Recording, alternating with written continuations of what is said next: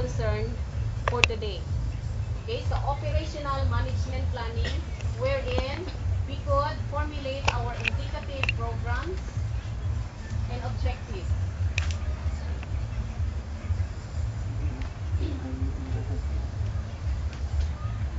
And then, your key result areas, your budget requirements,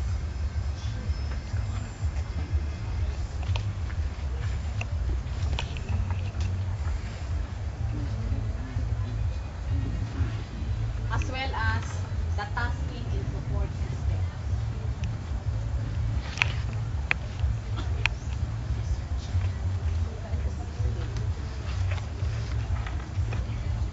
So after having step 1, step 2, step 3, and step 4, you have formulated your operational management planning. What comes next is the transition agreement. Transition agreement meaning to say, kung baga sa organization, merong blood compact. No? So you agree. Transition agreement. So dapat merong ownership na. Ownership of your own vision, mission, and goals and objectives, as well as your operational plan.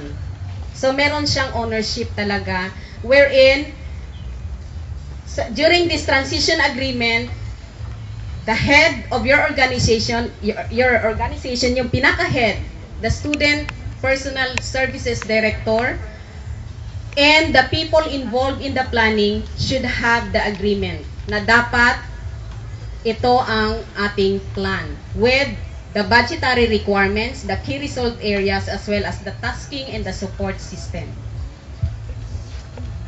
So kung sa Cebuano pa, para ano pa ang plan kung hindi implement. Okay? Para ano pa?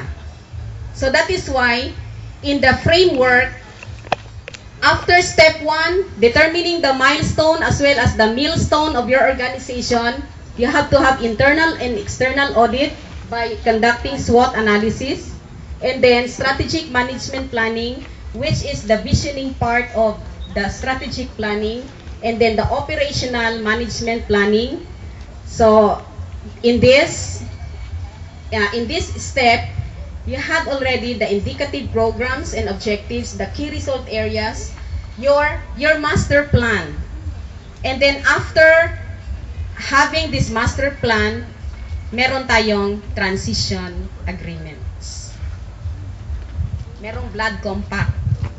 And then after transition agreements, launching or the commencement of your operational plan, meaning to say the start of the implementation of your operational plan after the transition agreement. Kasi without this transition agreement, your plan will become inutile. Will become a futile one. Why? Because walang support sa higher ups. So dapat merong support. Okay? Dapat merong support. Just like in our office, the Research and Development Office, halos lahat ng plano ay na-implement. Kasi merong nagkakaroon ng complete framework in the strategic planning. So merong analysis, merong visioning, merong operational planning, at merong transition agreements. Wherein the Board of Trustees of RMMC agreed to implement this operational plan. Please take note that in the transition agreement, it involves the monitoring plan. Okay? It not only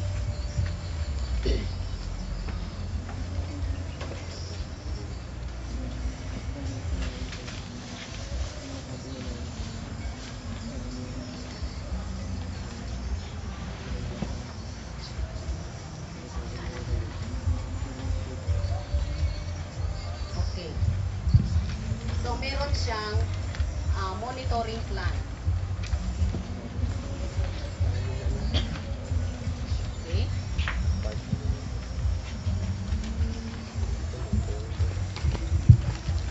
So is everything understood no sa strategic planning workshop? framework I mean. Alam nyo, in strategic planning, meron kasing confusion with the terms strategic planning at saka operational planning. Okay. Did you notice that in the framework, magkasunod sila? Diba? Magkasunod. Strategic planning, strategic management planning is different from the operational planning. So, the first 1, 2, 3, the first 3 steps in the framework is considered to be the upstream planning. No? Strategic management planning, pag ganyan, is considered to be the upstream. And from step 4 downward is considered to be downstream. Downstream planning. So there again, in planning process, there are 2 types. The upstream planning, which is considered to be the strategic management planning, and then the downstream planning is considered to be the operational management planning. Okay? So now, in the situational analysis, you are already familiar with this. No, the opportunities and the threats. If you want to do the first determining the opportunities and the threats in your external environment, and then in the internal environment, you determine the strengths and the weaknesses. Okay, do you know what is the combination? What are the combinations? If such SWOT analysis are being conducted by you, then it so happen na, ay bakit mas maraming strengths at saka opportunities, or maraming weaknesses, maraming threats. Diba merong combination yan? So out of conducting SWOT analysis, you could be able to have the combination. Okay? So, merong strength and opportunities, wherein if you have this combination, either you expand or you intensify your organization. Pag ang combination, take note, pag ang combination is strength and opportunity, then it implies that in your planning, you expand and intensify your organization. Expansion and intensification. What about weaknesses and opportunities na combination? What do you want to do? You consolidate all your programs and diversify. Okay, consolidation and diversification. So what if my combination, ma'am, is strength and threats? Meron siyang strengths at saka meron din siyang threats. So what is the combination? Niching as well as linkaging.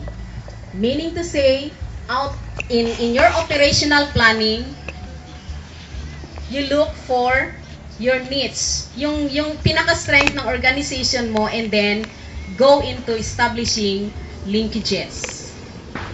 Okay? So the combination is strength and threats, which is niching and linkaging. What about ma'am or sir?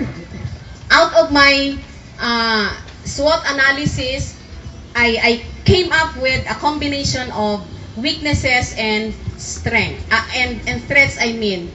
Hello, weaknesses and threats. So, puro siya negative. So, you have to Hindi.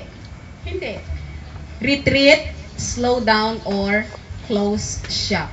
So, hindi naman i-stop our organization. I-ano lang, try to slow down and look for another alternatives in order for your organization to exist continuously. So, in the planning, either in any combination that you have come up with out of SWOT analysis, then you have to plan. So, prior to planning, your vision, your mission, and goals and objectives should come first. Okay.